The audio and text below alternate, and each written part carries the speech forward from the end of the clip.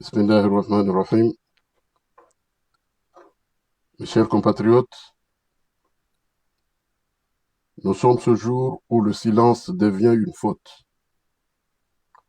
où se taire, c'est mentir par omission, et où la politesse institutionnelle devient complice de l'injustice. Je m'adresse à vous, mes chers compatriotes, pour vous dire la vérité. Toute la vérité sur ce qui se passe dans notre cher pays, que nous aimons tous, et que certains ont décidé de piller en toute impunité. En effet, les Comores ne sont pas en crise. Les Comores ont été mises en crise et certainement il y a une différence. Permettez-moi de vous parler de 4 réalités, non pas avec des mots, mais avec des chiffres officiels, certifiés et validés par les institutions internationales, notamment le Fonds monétaire international. Dans son rapport de février 2025, que vous pouvez consulter librement. Premièrement, la société comorienne des hydrocarbures est aujourd'hui en état de faillite. La société comorienne des hydrocarbures présente un ratio de solvabilité de 0,9. Or, la loi OHADA exige 2,0. Cela signifie que la société des hydrocarbures est juridiquement, techniquement, mathématiquement insolvable. Mais ce n'est pas tout. Son directeur général est vacant depuis mars 2022. Personne à la barre. Ainsi, les comptes de 2022, 2023, 2024 et 2025 n'ont jamais été publiés. On dépense, on s'endette, on importe, on ne rend pas compte à qui que ce soit. Voire même la Cour de compte. Son déficit, voire même la Cour de compte, son déficit annuel atteint 5,8 milliards de francs comoriens chaque année. Aussi, la subvention de l'État lui doit chaque année 8,3 milliards de francs comoriens qui n'a jamais été formalisé dans ces seuls documents signés. Deuxième réalité, le gouvernement de fait a bloqué expressément 19,3 millions de dollars du FMI. Disponible, promis, conditionné à 6 réformes simples, publiées tout simplement, publier des comptes, consolider la trésorerie, créer une chambre anticorruption, etc. 6 réformes que n'importe quelle autorité compétente peut mettre en œuvre en moins de 30 jours. Or, force est de constater que ces réformes n'ont pas été réalisées. Pas parce que c'était impossible, mais parce que la transparence qu'elle impose menace ceux qui profitent de l'opacité. Depuis les 19 millions de dollars, les 19,3 millions de dollars dorment tranquillement dans les comptes du Fonds monétaire international et pendant ce temps, les enseignants, les soignants ne sont pas payés. Troisième réalité, 6 secteurs sont simultanément en grève en ce moment. Les enseignants du primaire, du secondaire, de l'université et les établissements publics, les médecins et infirmiers de l'hôpital El Marouf, les agents des aéroports, le SINACO, les agents de l'UNICOR, les chauffeurs sont en mouvement de grève. Ce n'est pas une coïncidence. C'est le signal d'un État qui ne remplit pas ses obligations élémentaires envers ses propres serviteurs. Quatrième réalité, 800 millions de francs comoriens ont été prélevés sur les comptes sur des comptes des commerçants de ce pays par l'ONICOR. Et les marchandises promises n'ont jamais été livrées. Ceci n'est pas un compte de fait, c'est documenté et chiffres reconnus.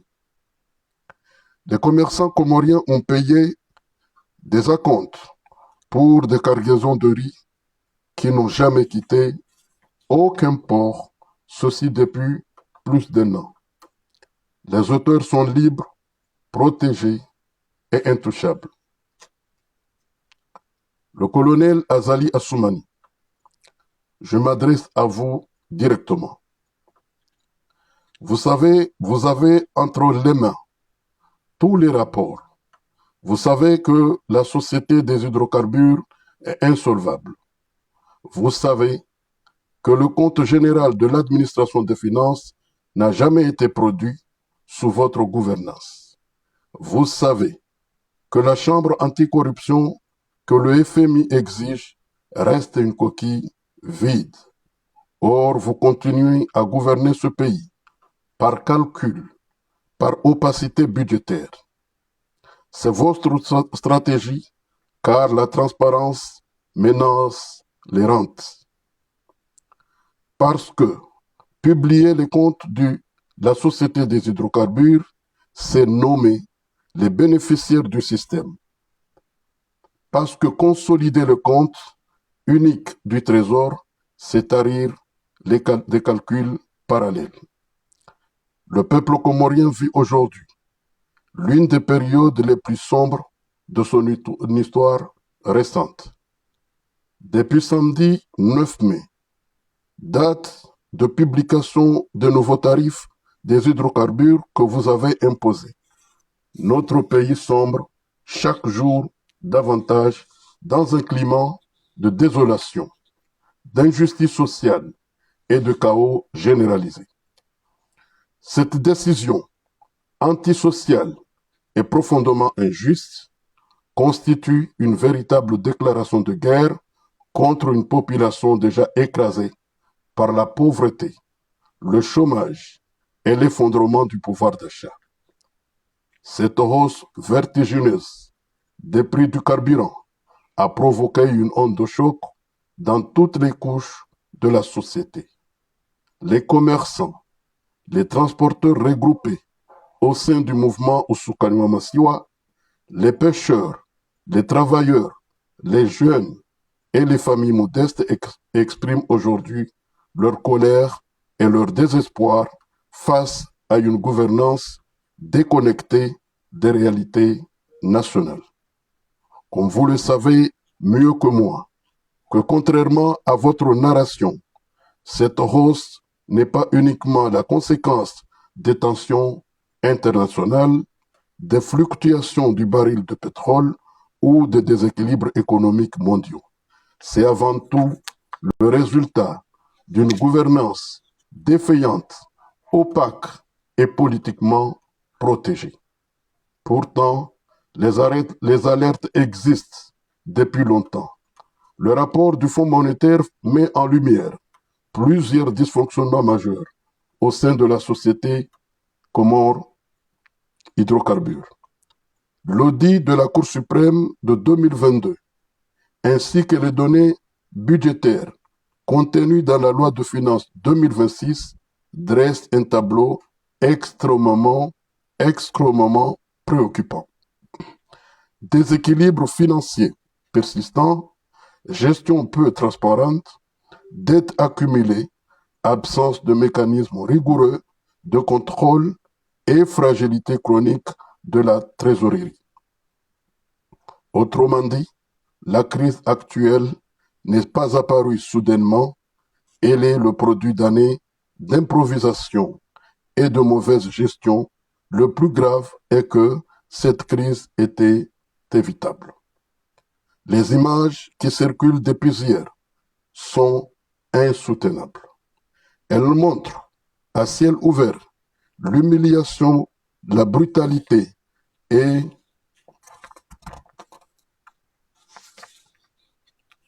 la négation de la dignité humaine infligée à de jeunes citoyens comoriens, notamment la jeune fille avec un pneu dans le cou, dont le seul crime est d'exiger le droit de vivre dignement dans leur propre pays. Comment un homme en uniforme, censé protéger la population, peut-il en arriver à déshabiller un enfant au bord d'une route, devant des témoins, dans une scène qui rappelle les heures les plus sombres des régimes de terreur? Aucun ordre, aucune tension politique, aucune contestation sociale ne peut justifier de telles pratiques.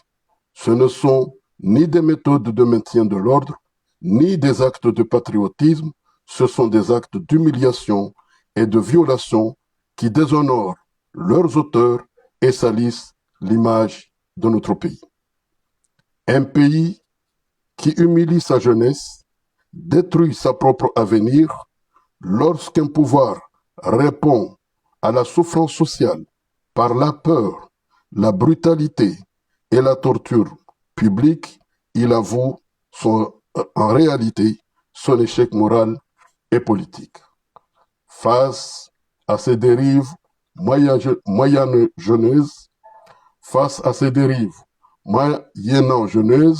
le silence devient une complicité.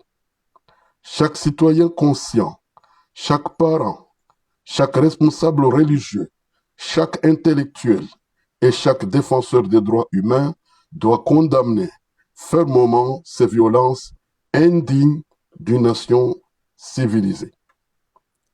Nous prenons ici la communauté internationale, entre autres nos partenaires financiers et techniques à témoin. Ce pays a toutes les ressources pour se redresser. Nous avons des financements des institutions financières, notamment le Fonds monétaire, conditionné mais disponible. Nous avons l'accès à la BAD. Nous avons aussi la Banque mondiale.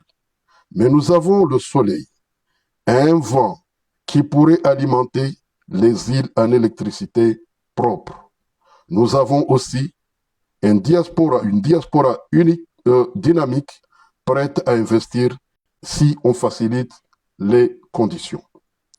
Ce que le peuple vit aujourd'hui est la conséquence directe d'un pouvoir incapable d'assurer ses responsabilités fondamentales, protéger la population, garantir la stabilité économique et préserver la cohésion nationale. Ainsi, notre pays est dirigé par un système autoritaire incapable de répondre aux besoins élémentaires de la population. Ce régime a échoué sur tous les plans: échec économique, échec social et échec institutionnel. Rappelons que derrière les arrêtés et les décrets décidés unilatéralement par vous, il y a des vies humaines. Le travailleur qui ne pourra pas nourrir sa famille dignement, le pêcheur qui verra ses coûts exploser, l'agriculteur qui ne pourra plus transporter sa production, la mère de famille qui devra choisir entre l'alimentation et l'éclairage, l'étudiant qui payera plus cher ses déplacements et ses études, la petite entreprise qui risque la faillite totale et la fermeture. Nous sommes face à une bombe sociale à retardement. Et parallèlement, vous continuez à sous-estimer le niveau d'exaspération populaire. Quand un peuple a le sentiment qu'il n'est ni écouté, qu'il n'est plus représenté, qu'il n'est plus protégé et qu'il sert uniquement à payer les erreurs d'un système, alors les fractures deviennent explosives. Cela étant, à ma qualité de leader de l'opposition et président de RDC et représentant du ROC, je ne suis pas là pour me plaindre. J'appelle solennellement le peuple et tous les leaders politiques comoriens, de l'intérieur comme de l'extérieur, à un sursaut national historique, pacifique et déterminé afin de mettre fin à ce système d'opacité qui conduit notre pays vers l'abîme. J'appelle ainsi les syndicats, les travailleurs, les étudiants, les jeunes, les femmes, les pêcheurs, les agriculteurs, les transporteurs, la diaspora et les forces patriotiques et républicains à se lever ensemble pour soutenir ces mouvements sociaux, défendre la dignité nationale et sauver notre République à travers une marche pacifique dans chaque localité sur l'étendue du territoire demain vendredi 15 mai 2026 après la prière du vendredi. Mes chers compatriotes, je m'arrête là pour aujourd'hui. Merci beaucoup.